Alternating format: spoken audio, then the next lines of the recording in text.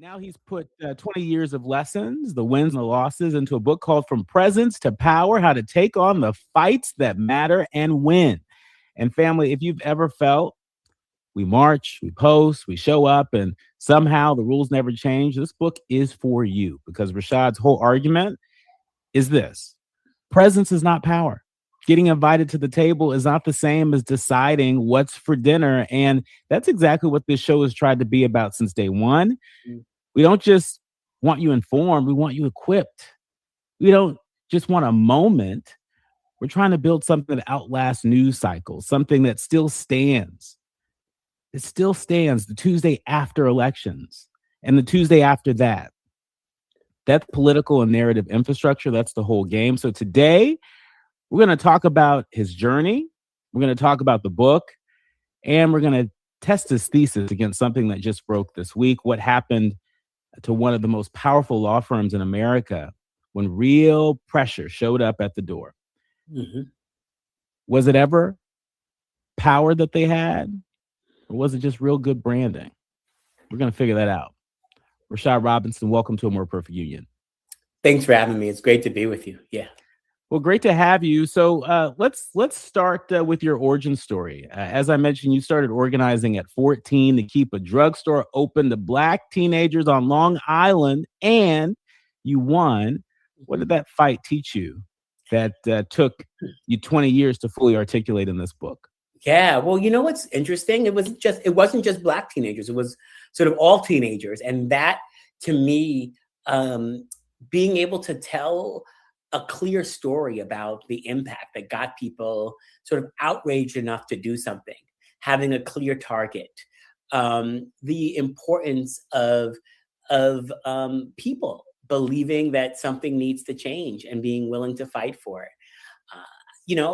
I also sort of maybe just got addicted to the idea of winning, right? That people coming together can force decision makers who previously didn't consider the people that they were making decisions on top of. They previously weren't considering them, and they had to consider them as a result of the sort of organizing and activism.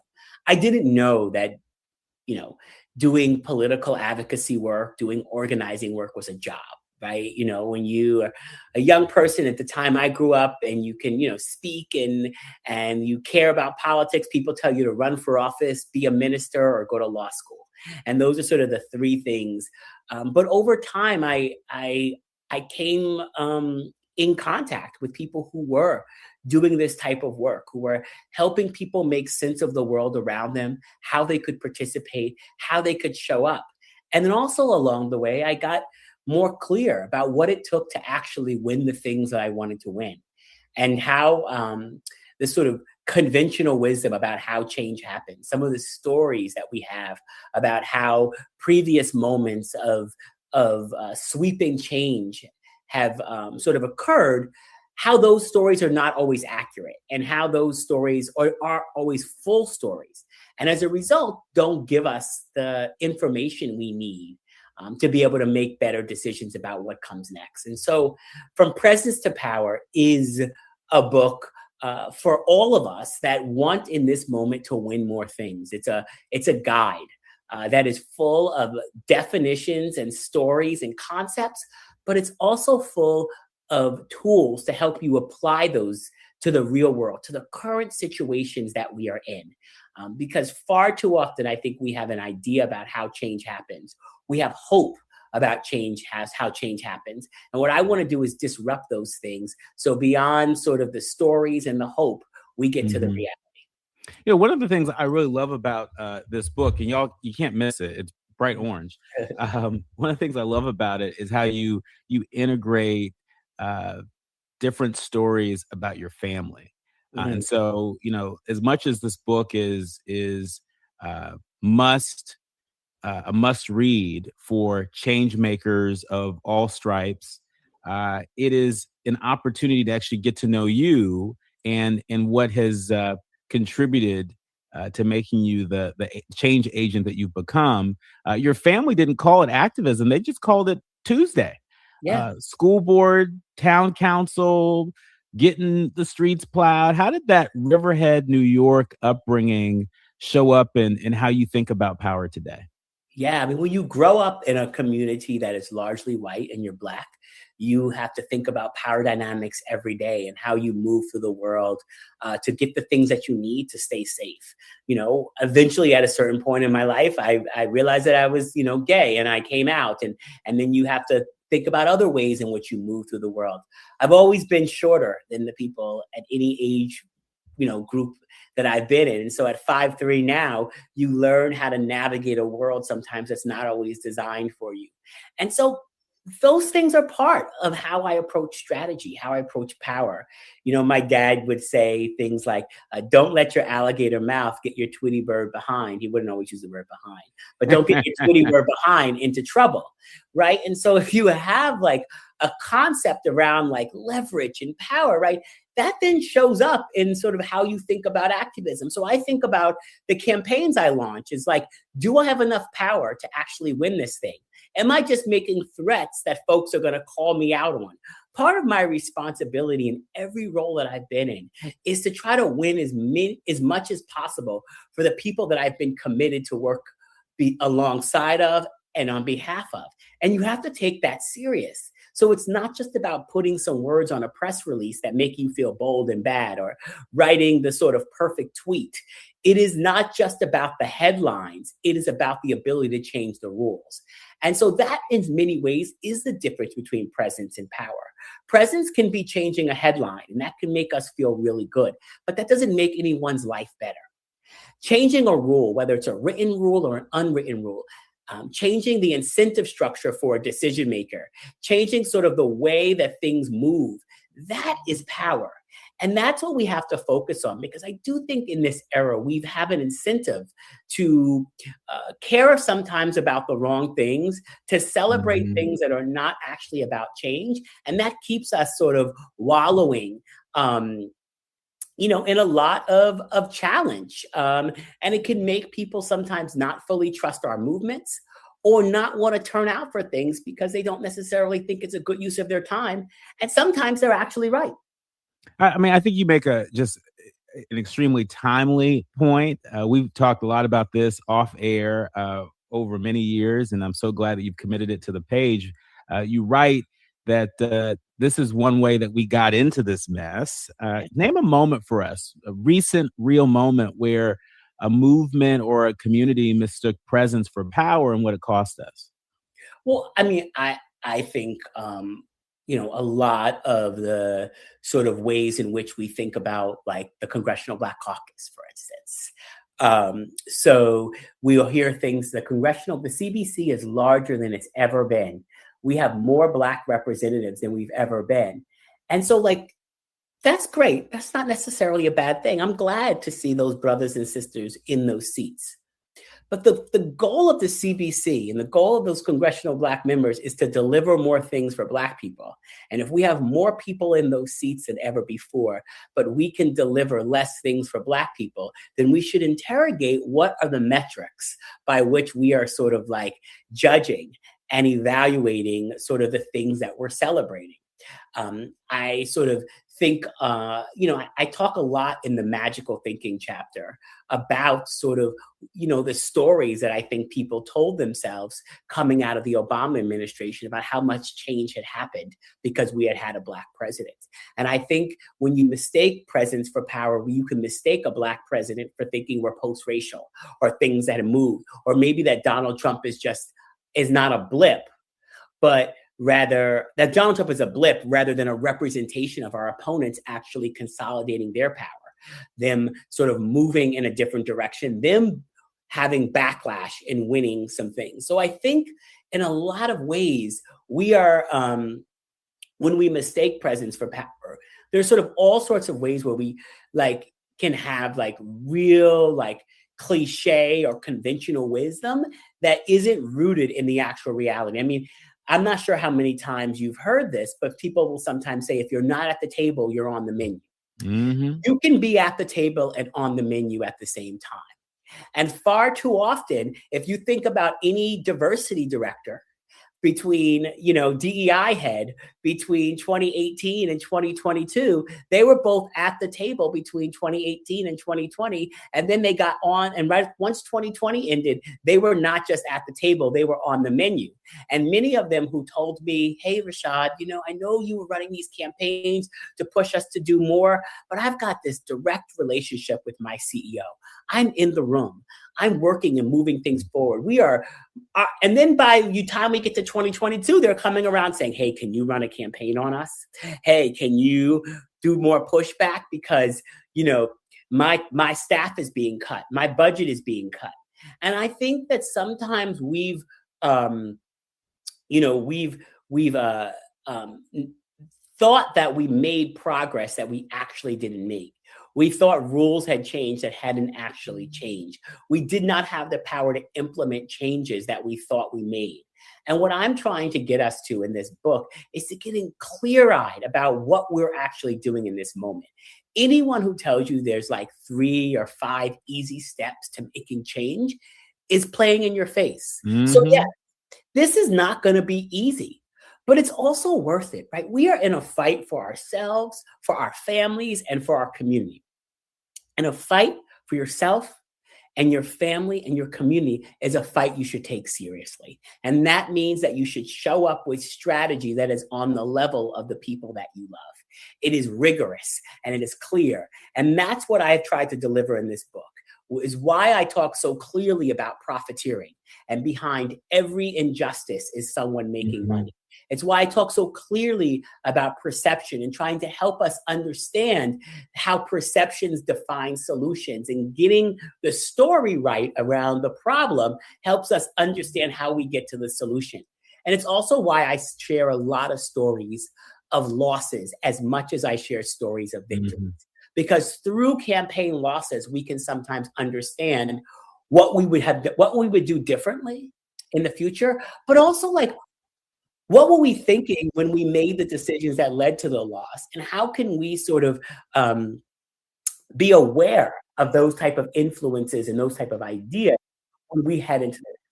Yeah. I mean, you took on folks like Mark Zuckerberg. Aware of those type of influences and those type of ideas when we head into the next fight. Yeah. I mean, you took on folks like Mark Zuckerberg and big tech.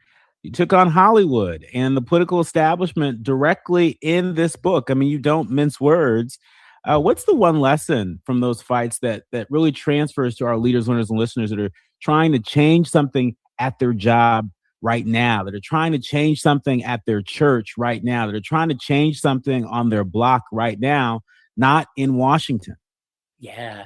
So on the Mark Zuckerberg piece, one of the things I really learned through that work, and I think it serves you if you're trying to change something in your church or your local library or school board or what have you, is knowing the difference between being in a dialogue versus a negotiation.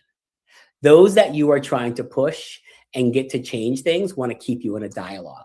They want to say that they're talking to you, that they've heard your concerns, that you're in the conversation. And their goal most of the time is to run out the clock, is to keep you in a conversation and make you believe something is happening. And that's presence. You want to have enough energy and urgency to force a negotiation. And a negotiation doesn't mean that you're going to win everything, but it means that you have enough leverage to force your opponents to do something that they don't want to otherwise do. And the difference between a dialogue and a negotiation is the difference between presence and power. And getting to that negotiation is incredibly important. And so I think as I tell it through the lens of Facebook, through the lens of being in a back and forth with Mark Zuckerberg and Sheryl Sandberg, where they asked me to sign an NDA before I met with them. And I said no, because it's already been exposed that you hired a PR firm to attack me and the organization. And they made me wear a big badge on their campus that said no NDA. As I traveled around the campus, I'm able to tell really clear behind the scenes stories. But my goal in this book is to not just keep those stories and those lessons at the level of people who will be fighting CEOs of multinational corporations. It's that those lessons are actually applicable for people who are in everyday fights in their communities, because power operates very similarly in a lot of different spaces. And those that are holding us back from the things that we want are oftentimes doing it with similar incentives and similar goals. And so unlocking those lessons, giving us more energy so that we're not falling into the trap that we just want to be in the room, that we just want to be at the table, that we just want to be heard. Our goal is to not simply be heard. Our goal is to be heeded. And the path from being heard to being heeded is the path of power. And that's sort of what we have to sort of focus on. And so the book, which is designed in 3 parts, which is about understanding power, building power, and the practice of power, really will help the readers sort of walk on that journey and hopefully end with sort of a lot more tools than where they started. Yeah. Talk about building power. Speaking of building power, I want to talk about building power between election cycles. Yeah. You and I have talked at length about the infrastructure that is required to do that, not just the political infrastructure, but the communications infrastructure, the narrative infrastructure. Every 4 years, we build enormous machinery to turn out votes, and then guess what? It evaporates. What does durable political and narrative infrastructure actually look like in the 18 months between elections? Yeah, I mean, I think it does have to be putting our money where our mouth is. Like billions of dollars get spent in an election. It goes oftentimes to infrastructure of people who don't actually want us to win long term, right? How much money, electoral money, was spent on major social media platforms where those CEOs were standing behind Trump during the inauguration? And so the money we're donating to candidates just gets then funneled back to TV networks and to social media platforms of people who are actually not on our side. It's the ultimate trick bag, and that we're all participating in. And I'm not saying that we can totally divest from these platforms and totally divest from these networks, but we can think differently about the percentage of resources and how do we use these moments of elections and the specter of engagement that happens around them to begin building long-term infrastructure in our media environment and other places. It's why I've spent so much time over the years really trying to help progressive and Black media grow, connecting funders to business entrepreneurs and others in our movement who are trying to build the next wave of media. That's going to be critical. Elections in so many ways are about putting someone in office that we can fight with, right? I think about it as like picking my opponent. Who do I want to fight with? Who can I best go do battle with and get the most out of? I'd much rather be fighting with Kamala Harris right now than Donald Trump. I'd much rather be trying to push her and hold her accountable because I know I have a certain type of leverage. And I talk a lot in this book about leverage.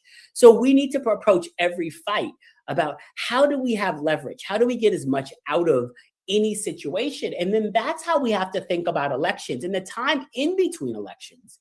And I talk about this a lot through the lens of the progressive prosecutor movement. A lot in between elections is doing the work to change what our elected leaders see as their job, who they see they're showing up for.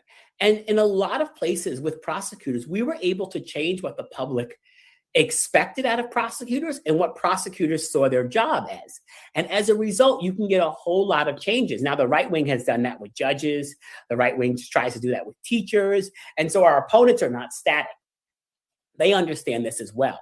But understanding how we change the role of those in elected office, the way that the right wing has, I think, effectively done it for their members of Congress and their senators, where they have created a new rules for how they have to show up, right? How many members of Congress and senators were sort of, institutionalists, were anti-Trump in the very beginning, and now have had to totally get in line and are some of the most rabid supporters of the MAGA movement just years later. It's a result that their movements have created consequences. And sometimes on our side, we wait for our leaders.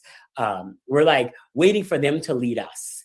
And I think in this moment, there's a real responsibility that we have to lead them. we're not going to get what we need and what we want out of a list of policy demands or because our Yeah. politicians say that they want it.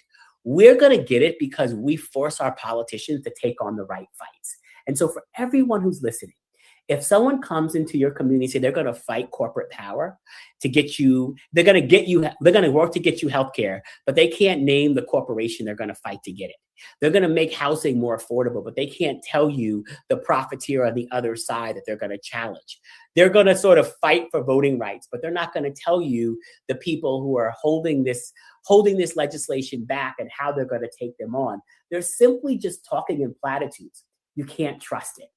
Part of the work ahead is also us evaluating whether or not the people in power are serious, whether they're just playing choreography or whether they're actually serious about doing the work.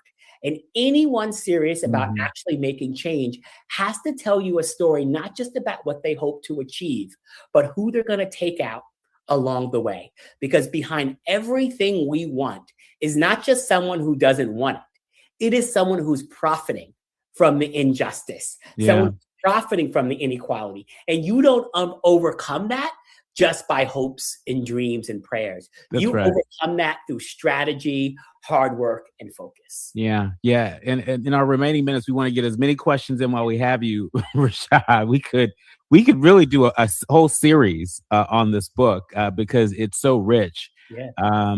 What institutions inside or outside Black political life are currently building that real infrastructure that you talk about? They're building that real infrastructure the right way, and who's still just chasing moments?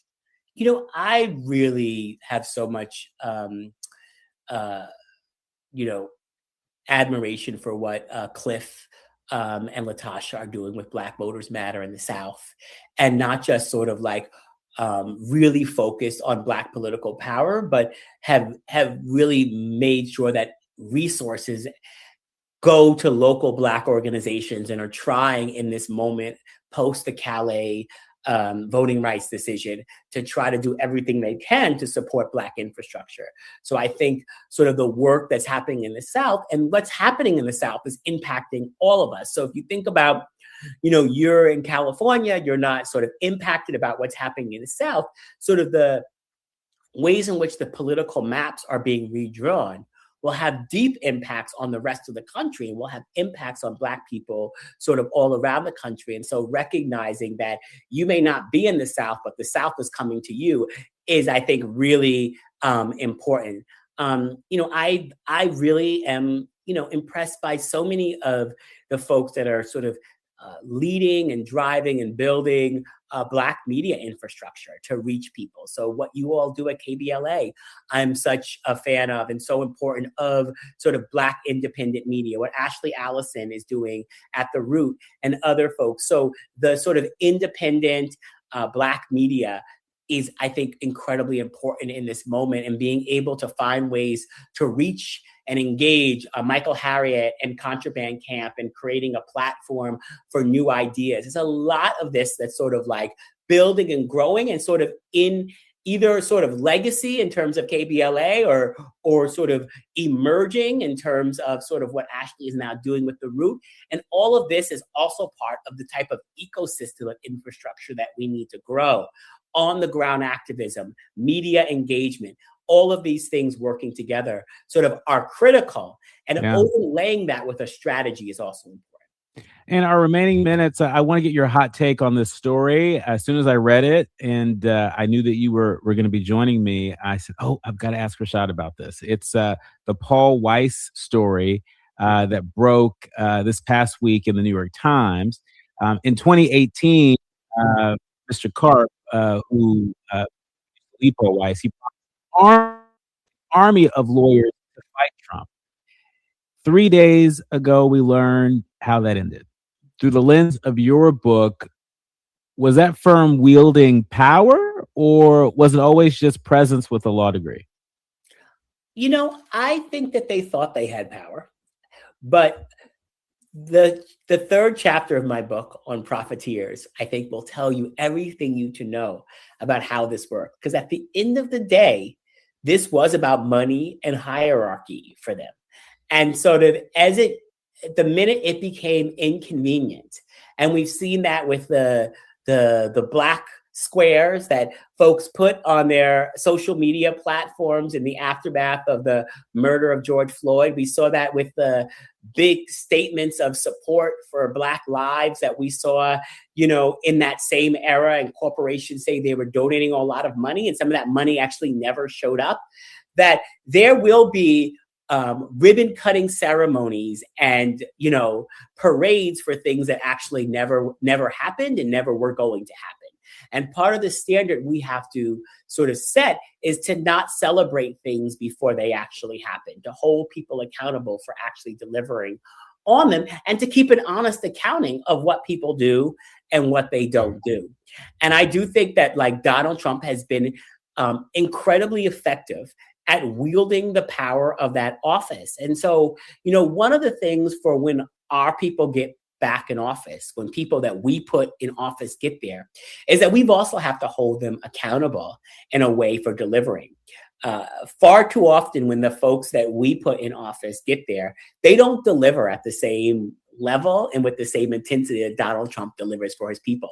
They have a whole lot of excuses about why certain things can't happen, a whole lot of prospects about why things can't change. And I think what Donald Trump has done is he's blown up some of those stories about why certain things can't happen. And so I hope we blow those, we don't allow those stories to be told to us, that we get very clear. The MAGA movement has done this so effectively because they wear their caps. They go into the gym and they change the channel to Fox News. They show up with their jerseys out in the world and they create an environment. And so just like they're doing it in all the spaces, they're doing it inside of Paul Weiss. The MAGA and right-wing attorneys that are in there, and they're showing up with their politics and their beliefs on their sleeve. And more of us need to do that as well. We need to shape the environments that we're in if we hope to win. The strategy of sort of being silent or whispering sort of our aspirations and belief does not work. Changing the water and the air, the incentive structures, is going to be critically important. And so, at the end of the day, a big law firm is there to make money. And we have seen how quickly they will be willing to capitulate, making big, bold statements that they were unwilling to back up.